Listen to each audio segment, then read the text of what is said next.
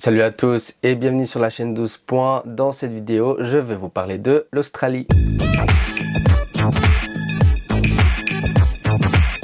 Depuis sa première participation au concours en 2015 à Vienne, la SBS choisit ses représentants et ses chansons pour le concours européen majoritairement en interne, sauf en 2019, 2020 et 2022 avec la sélection nationale Australia Decided. C'est le duo Electric Fields qui a été choisi cette année pour faire le voyage jusqu'à Malmö et représenter le pays. Electric Fields est un duo de musique électronique australien composé de Zachariah A. Fielding et du claviériste et producteur Michael Rose. Le duo se forme en 2015 et chante en Pintian Tiatiara, en Yakuni Tiatiara et en anglais. Il combine de la musique électronique moderne en l'ascension avec des sonorités autochtones. Outre cela, ils font aussi de la pop et de la soul. Ils décrivent tout ça comme si les Daft Punk rencontrait Nina Simone dans une forêt profonde. En 2011, Zachariah A auditionne au cours de la 3e saison de The X Factor Australia et Michael Rose auditionne lui 2 ans plus tard, en 2013, au même télécrochet. En 2016, le duo sort son premier EP intitulé Inma. La même année, le duo remporte le prix Emily Burroughs, un prix qui est décerné pour reconnaître et favoriser le développement professionnel des artistes ou des groupes de musique originaux d'Australie du Sud. En 2017, il remporte le prix du meilleur nouveau talent de l'année au National Ingenious Music Awards. Et en 2018, ils sont nommés dans la catégorie Artiste de l'année. Le duo participe à la sélection nationale australienne en 2019 avec la chanson 2000 and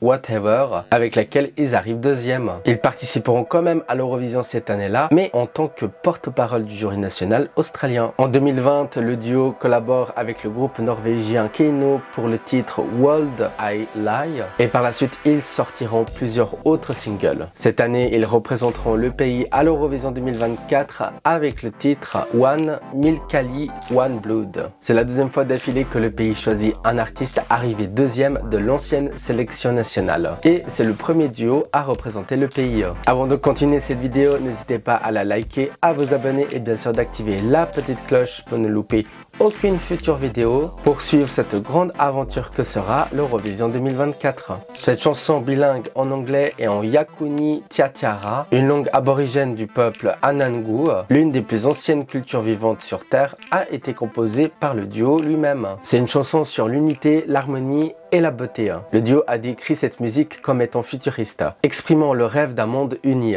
Je dois dire que je suis un peu dubitatif sur la proposition australienne de cette année. Il y a un beau message, certes, mais il me manque ce je ne sais quoi pour faire de cette proposition une chanson qui arrive à me captiver. Elle ne me touche pas, je trouve qu'elle tourne un peu en rond. 3 minutes avec ces sonorités, bah je m'ennuie. Il y aura peut-être une mise en scène avec des références très aborigènes, mais est-ce que le public européen sera réceptif à ça? Je ne sais pas. Pour ma part, il y a un grand risque que le pays ne se qualifie pas pour la finale. Ce serait la 2e fois de son histoire. La dernière et seule non-qualification du pays date de 2021 avec Montaigne et son Technicolor. Le groupe Electric Fields a une grande pression car il succédera au groupe Voyager et leur Promise qui ont terminé 9e de la finale l'année dernière à Liverpool avec 151 points. Et vous, que pensez-vous de la chanson One Milkali One Blood du duo Electric Fields? Écrivez votre avis, c'est dans les commentaires, c'est juste en bas de la vidéo. Et pour être au courant de toute l'actualité de l'Eurovision 2024, rendez-vous sur tous les réseaux sociaux de la chaîne 12 points. Et moi je vous dis à bientôt,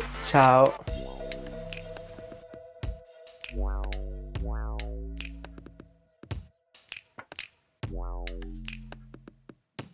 Wow.